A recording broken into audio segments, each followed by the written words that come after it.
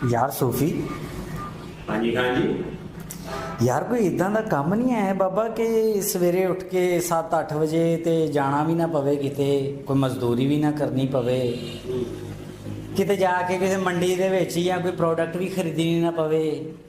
ਮਤਲਬ ਘਰ ਬੰਦਾ ਯਾਰ ਵਿਹਲਾ ਬੈਠਾ ਰਵੇ, ਕੋਈ ਲੰਗਰ ਪਾਣੀ ਕਰੇ ਆਰਾਮ ਸਕੂਨ ਦੇ ਨਾਲ, ਕੋਈ ਏਸੀ ਦੀ ਹਵਾ ਲਵੇ, ਕੋਈ ਟੀਵੀ ਵੇਖੇ, ਤੇ ਪੈਸੇ ਪੂਸੇ ਕਿਤੋਂ ਆਉਂਦੇ ਰਹਿਣ। ਕੋਈ ਇਹੋ ਜਿਹਾ ਯਾਰ ਕੋਈ ਕੰਮ ਹੋ ਸਕਦਾ? ਖਾਨ ਸਾਹਿਬ ਬੜਾ ਸਿੰਪਲ ਜਿਹਾ ਕੰਮ ਆ। ਤੁਸੀਂ ਸਿਰਫ ਇੰਨਾ ਕੁ ਕਰਨਾ ਕਿ ਇੱਕ ਗੱਲ ਤੁਹਾਨੂੰ ਮੈਂ ਦੱਸਦਾ, ਉਹ ਕਰਨੀ ਸਿੱਖ ਲਵੋ। ਤੁਸੀਂ ਕੀ ਕਰਨਾ, ਯਾ ਅੱਲਾ ਪਾਕ, ਠੀਕ ਹੈ, ਆ ਇੰਨੀ ਕੁ ਗੱਲ ਹੈ।